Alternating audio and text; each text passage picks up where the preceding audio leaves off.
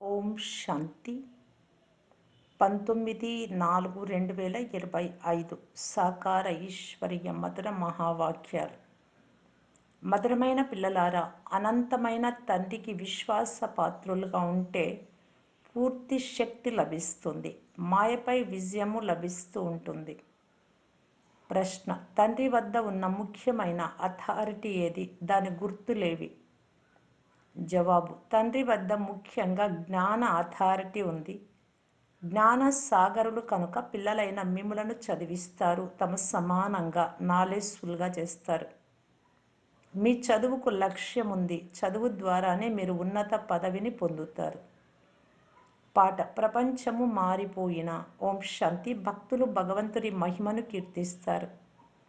ఇప్పుడు మీరు భక్తులు కారు, మీరు ఆ భగవంతుడికి పిల్లలుగా అయ్యారు. ఇక్కడ కూడా విశ్వాసపాత్రులైన పిల్లలే కావాలి. ప్రతి విషయంలో విశ్వాసపాత్రులుగా, నమ్మకస్తులుగా ఉండాలి. స్త్రీ దృష్టి పతి వైపు, పతి దృష్టి స్త్రీ వైపు కాక మరోవైపుకు వెళ్తే దానిని అవిశ్వాసపాత్రత అని అంటారు. ఇప్పుడు ఇక్కడ కూడా అనంతమైన తండ్రి ఉన్నారు. వారికి విశ్వాసపాత్రులు, అవిశ్వాసపాత్రులు ఇరువురు ఉన్నారు. నమ్మక ద్రోహులు కూడా విశ్వాసపాత్రులుగా అయ్యి మళ్ళీ విశ్వాసఘాతకులుగా అవుతారు. తండ్రి అత్యున్నతమైన అథారిటీ, ఆల్మైటీ కదా, కనుక వారి పిల్లలు కూడా అలాగే ఉండాలి. తండ్రిలో శక్తి ఉంది కనుక పిల్లలు రావణుడిపై విజయం పొందేందుకు యుక్తులు తెలుపుతారు.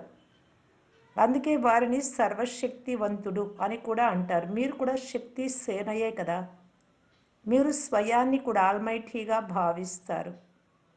తండ్రి తనలో ఉన్న మైట్ను మనకిస్తారు. మాయా రావణుడిపై గెలుపు ఎలా పొందగలమో తెలుపుతారు.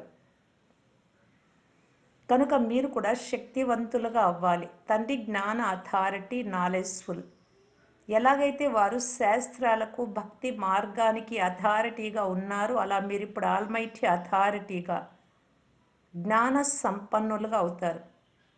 మీకు కూడా జ్ఞానం లభిస్తుంది. ఇది పాఠశాల. మీరు ఇక్కడ చదివే జ్ఞానంతో ఉన్నత పదవి పొందగలరు. అటువంటి పాఠశాల ఇది ఒక్కటే. ఇక్కడ మీరు చదవాలి. ఇక ఏ ప్రార్థన మొదలైనవి చేయాల్సిన అవసరం లేదు. మీకు ఈ చదువు ద్వారా వారసత్వం లభిస్తుంది. ఇందులో లక్ష్యం ఉంది. తండ్రి నాలెడ్జ్ఫుల్ అని పిల్లలైనా మీకు తెలుసు. వారి చదువు పూర్తిగా భిన్నమైనది. తండ్రి జ్ఞాన సాగరులు కనుక వారికి అన్నీ తెలుసు. వారే మనకు సృష్టి ఆది మధ్య అంత్యముల జ్ఞానం ఇస్తారు. ఇతరులు ఎవ్వరూ ఇవ్వలేరు. తండ్రి సన్ముఖంగా వచ్చి జ్ఞానమిచ్చి వెళ్ళిపోతారు. ఈ చదువు ద్వారా ఏ ప్రాలబ్ధం లభిస్తుందో అది కూడా మీకు తెలుసు. మిగతా సత్సంగాలు లేక గురువులు, మఠాధిపతులు మొదలైన వారంతా భక్తి మార్గానికి చెందినవారు. ఇప్పుడు మీ జ్ఞానం లభిస్తుంది. వారిలో ఎవరైనా ఇక్కడి వారైతే వారు కూడా వస్తారు అని మీకు తెలుసు. స్వర్గంలో, దేవతా ధర్మంలో వచ్చి ఉండి మళ్ళీ ఇతర ధర్మాలలోకి వెళ్ళి ఉంటే వారు తిరిగి వస్తారు. పిల్లలైన మీరు సేవ కొరకు భిన్న భిన్న యుక్తులు కనుగొనాలి. మీ అనుభవాలను వినిపించి అనేక మంది భాగ్యాన్ని తయారు చేయాలి. సేవాధారి పిల్లలైన మీ స్థితి చాలా నిర్భయంగా, స్థిరంగా, యోగయుక్తంగా ఉండాలి. యోగంలో ఉండి సర్వీస్ చేస్తే సఫలత లభిస్తుంది. పిల్లలు, మిమ్మల్ని మీరు పూర్తిగా సంభాళించుకోవాలి, కాపాడుకోవాలి. మీకు ఎప్పుడు ఆవేశము మొదలైనవి రాకూడదు. పక్కా యోగయుక్తంగా ఉండాలి. తండ్రి అర్థం చేయిస్తున్నారు. వాస్తవానికి మీరంతా వానప్రస్థులు. వాణి నుండి అతీతమైన స్థితిలో ఉండేవారు. వానప్రస్థులు అనగా శబ్దం నుండి దూరంగా ఉంటే ఇంటిని, తండ్రిని గుర్తు చేసుకునేవారు. ఇది తప్ప వీరికి ఇక ఏ కోరిక ఉండరాదు. మాకు మంచి దుస్తులు కావాలి. ఇటువంటి కోరికలన్నీ చీచి కోరికలు. దేహ అభిమానం కలవారు సేవ చేయలేరు. దేహి అభిమానులుగా అవ్వాల్సి ఉంటుంది. భగవంతుడి పిల్లలకు మైట్ శక్తి కావాలి. అది కూడా యోగ శక్తి. బాబా అయితే పిల్లలందరినీ గురించి తెలుసుకోగలరు కదా. ఈ ఈ లోపాలు తొలగించుకోమని బాబా వెంటనే చెప్పేస్తారు. బాబా అర్థం చేయిస్తున్నారు. శివుడి మందిరానికి వెళ్ళండి, అక్కడ మీకు చాలామంది లభిస్తారు. చాలామంది కాశీకి వెళ్ళి నివసిస్తారు. కాశీనాథుడు మాకు కళ్యాణం చేస్తాడు అని భావిస్తారు. కాశీలో మీకు చాలా మంచి ఖాతాదారులు లభిస్తారు. కానీ ఇందులో చాలా చురుకైన బుద్ధి కలవారు కావాలి. గంగా స్నానం చేసే వారికి కూడా అర్థం చేయించవచ్చు. మందిరాలకు వెళ్ళి కూడా అర్థం చేయించండి. హనుమంతుడి వలె గుప్త వేషంలో వెళ్ళండి. వాస్తవానికి హనుమంతుడు మీరే కదా. చెప్పుల మధ్యలోకి పోయి కూర్చునే విషయం కాదు. నమ్రతకు గుర్తు అది. ఇందులో చాలా తెలివిగల నేర్పర్లు కావాలి.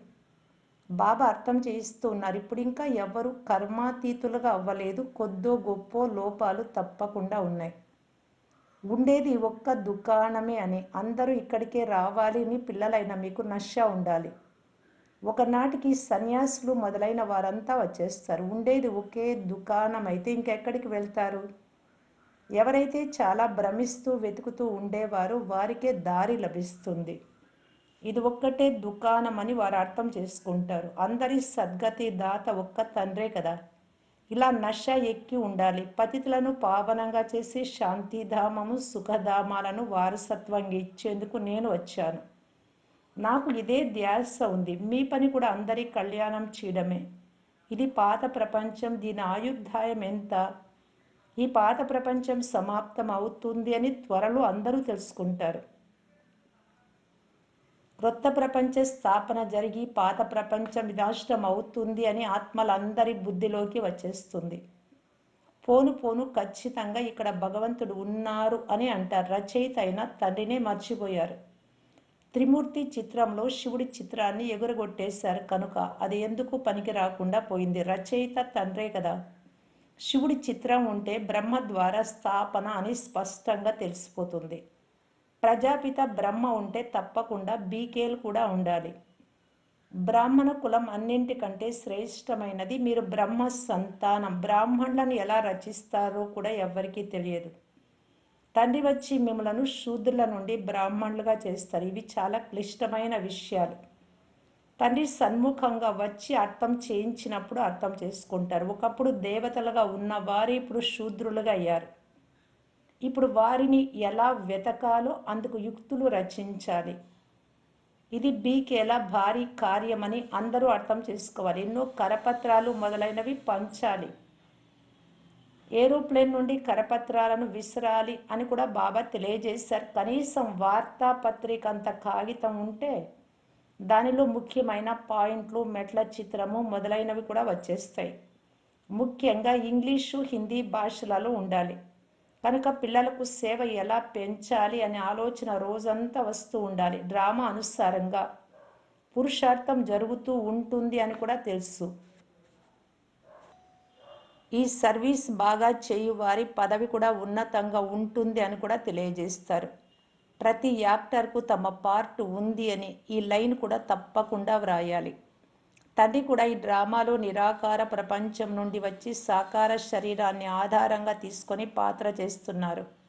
ఎవరెవరు ఎంత పార్ట్ చేస్తారో ఇప్పుడు మీ బుద్ధిలో ఉంది కనుక ఈ సృష్టి చక్రం గురించి తెలుసుకుంటే మనుషులు స్వదర్శన చక్రధారులుగా అయ్యి చక్రవర్తి రాజులుగా విశ్వానికి యజమానులుగా అవ్వగలరు అని ముఖ్యంగా వ్రాయాలి. మీ వద్ద మొత్తము జ్ఞానమంతా ఉంది. తండ్రి వద్ద ఉన్న గీతా జ్ఞానము ద్వారానే మనుషులు నరుని నుండి నారాయణుడిగా అవుతారు. ఫుల్ నాలెడ్జ్ బుద్ధిలోకి వచ్చేస్తే ఫుల్ చక్రవర్తి పదవి తీసుకుంటారు. కనుక పిల్లలు ఇంకా ఆలోచించి చాలా తండ్రి సేవలో లీనం కావాలి. జైపూర్లో కూడా ఈ ఆధ్యాత్మిక మ్యూజియం స్థిరంగా ఉంటుంది. అక్కడ ఇలా వ్రాసి ఉంది. ఇది అర్థం చేసుకుంటే మనిషి విశ్వానికి యజమానిగా అవ్వగలడు. ఇది చూసిన వారు ఒకరికొకరు వినిపిస్తూ ఉంటారు. పిల్లలు సదా సర్వీస్లో ఉండాలి. మమ్మ కూడా నిరంతరం సర్వీస్లో ఉంది. వారిని నియమించడం జరిగింది. సరస్వతి ఎవరో ఏ శాస్త్రాలలోనూ లేదు. ప్రజాపిత బ్రహ్మకు కేవలం ఒక పుత్రికనే ఉంటుందా? అనేక పేర్లు కలిగిన అనేక మంది పుత్రికలున్నారు. మీ వలె మమ్మ కూడా దత్తు చేసుకోబడిన వారు. ఒక హెడ్ వెళ్ళిపోతూ మరొక హెడ్ను నియమించడం జరుగుతుంది. ప్రైమ్ మినిస్టర్ను కూడా మరొకరు నియమిస్తారు. ప్రైమ్ మినిస్టర్ ఇతరులను నియమిస్తారు. సమర్థులని భావించినప్పుడు వారిని నియమిస్తారు. వారి టైం పూర్తి అయిపోతే ఇంకొకరిని ఎన్నుకోవాల్సి ఉంటుంది. తండ్రి పిల్లలకు మొదట ఎవరిని ఎలా గౌరవించాలో ఆ మేనర్స్ నేర్పిస్తారు. చదువు రాని వారికి ఇతరులను గౌరవించడం కూడా రాదు.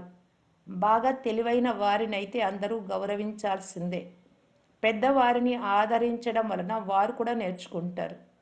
చదువు రాని వారు తెలివి తక్కువ వారుగా ఉంటారు. తండ్రి వచ్చి చదువు రాని వారిని కూడా ఉద్ధరిస్తూ ఉన్నారు. ఈ రోజుల్లో స్త్రీలను ముందు ఉంచుతూ ఉన్నారు. ఆత్మలైన మా నిశ్చితార్థం పరమాత్మతో జరిగింది అని పిల్లలు తెలుసుకున్నారు.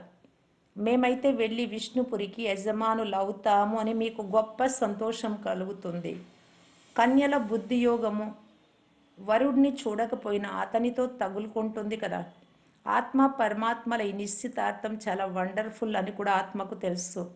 ఒక్క తండ్రిని మాత్రమే గుర్తు చేసుకోవాల్సి ఉంటుంది. అక్కడైతే గురువును గుర్తు చేసుకోండి, ఫలానా మంత్రం గుర్తు చేసుకోండి అని చెప్తారు. ఇక్కడైతే అన్ని తండ్రియే. వారు వచ్చి బ్రహ్మ ద్వారా నిశ్చితార్థం చేస్తారు. నేను మీ తండ్రిని కూడా, నా నుండి వారసత్వం లభిస్తుంది అని అంటున్నారు. కన్యకు నిశ్చితార్థం జరిగితే వరుడిని మర్చిపోదు. మరి మీరెందుకు మర్చిపోతున్నారు? కర్మాతీత అవస్థ పొందేందుకు టైం పడుతుంది. కర్మాతీత అవస్థ పొంది ఎవరు ఇంకా వాపస్ వెళ్ళలేదు. మొదట ప్రియుడు నడిస్తే అతడి వెనుక ఊరేగింపు బయలుదేరుతుంది. శంకరుడి ఊరేగింపు కాదు, శివుడి ఊరేగింపు. ప్రియుడు ఒక్కరే, మిగిలిన వారందరూ ప్రేయస్సులు. ఇది శివబాబా ఊరేగింపు. కానీ పిల్లవారి పేరు పెట్టేశారు. దృష్టాంతమిచ్చి అర్థం చేయించబడుతుంది. తండ్రి వచ్చి పుష్పాలుగా తయారు చేసి అందరినీ తీసుకెళ్తారు. కామ చితిపై కూర్చొని పతితులైన పిల్లలను జ్ఞాన చితిపై కూర్చోబెట్టి పుష్పాలుగా తయారు చేసి అందరినీ తీసుకెళ్తారు. ఇది పాత ప్రపంచం కదా. కల్పకల్పము తండ్రి వస్తారు. చీచీగా ఉన్న మనలను పుష్పాలుగా చేసి తీసుకెళ్తారు. రావణుడు చీచీగా చేస్తాడు, శివబాబా పుష్పాలుగా చేస్తారు. అందుకు శివబాబా చాలా యుక్తులు అర్థం చేయిస్తూ ఉంటారు. మంచిది. మధురాతి మధురమైన అపురూపమైన పిల్లలకు మాతాపిత బాప్ దాదాల ప్రియ స్మృతులు మరియు గుడ్ మార్నింగ్. ఆత్మిక పిల్లలకు ఆత్మిక తండ్రి నమస్తే. ధారణ కొరకు ముఖ్య సారం. ఫస్ట్ పాయింట్, ఆహార పానీయాలకు చెందిన చీచీ కోరికలను వదిలి దేహి అభిమానులుగా అయ్యి సేవ చేయాలి. స్మృతి ద్వారా శక్తి తీసుకొని స్థిరమైన నిర్భయ స్థితిని తయారు చేసుకోవాలి. సెకండ్ పాయింట్, ఎవరైతే చదువులో చురుకుగా తెలివి గల వారిగా ఉంటారో వారిని గౌరవించాలి. భ్రమిస్తూ వెతుకుతూ ఉన్న వారికి దారి చూపించే యుక్తులు రచించాలి. అందరి కళ్యాణము చేయాలి. వరదానము, మీ మహత్వాన్ని మరియు కర్తవ్యాన్ని తెలుసుకొనే సదా వెలుగుతున్న జ్యోతి భవ. పిల్లలైన మీరు ప్రపంచానికి జ్యోతులు. మీ పరివర్తన ద్వారా విశ్వ పరివర్తన జరగాలి. అందువలన గతించిన దానిని గతింపచేసి మీ మహత్వాన్ని లేక కర్తవ్యాన్ని తెలుసుకొని సదా వెలిగే జ్యోతులుగా అవ్వండి. మీరు ఒక్క సెకండ్లో స్వపరివర్తన ద్వారా విశ్వాన్ని పరివర్తన చేయగలరు. కేవలం ఇప్పుడిప్పుడే కర్మయోగులు, ఇప్పటికిప్పుడే కర్మాతీత స్థితిని అభ్యాసం చేయండి. ఎలాగైతే మీ రచన అయిన తాబేలు ఒక్క సెకండ్లో తన అంగాలన్నింటినీ ముడుచుకుంటుందో, సర్దుకుంటుందో, అలా మాస్టర్ రచయితలైన మీరు సర్దుకునే శక్తి ఆధారంతో ఒక్క సెకండ్లో అన్ని సంకల్పాలను ఇమర్చుకొని ఒకే సంకల్పంలో స్థితమైపోండి. స్లోగన్, లవ్లీన్ స్థితిని అనుభవం చేసేందుకు స్మృతి విస్మృతుల యుద్ధాన్ని అప్పుడప్పుడు గుర్తుంచుకునేది, అప్పుడప్పుడు మర్చిపోయేది. ఈ యుద్ధాన్ని సమాప్తం చేయండి. అవ్యక్త సూచన, కంబైన్డ్ రూపం యొక్క స్మృతి ద్వారా సదా విజియల్గా కావటానికి బాప్దాదా తెలియజేస్తూ ఉన్నారు. ఆత్మనైనా నాతో చేయించేవారు ఆ పరమాత్మ. చేయించేవారి ఆధారంతో నేను చేసేందుకు నిమిత్తంగా ఉన్నాను. నేను చేసే ఆత్మను వారు చేయించేవారు. వారు నడిపిస్తున్నారు, నేను నడుస్తున్నాను.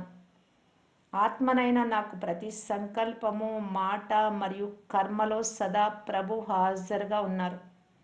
అందువలన ప్రభు ముందు సదా ఆత్మనైనా నేను కూడా సదా హాజరుగా ఉన్నాను.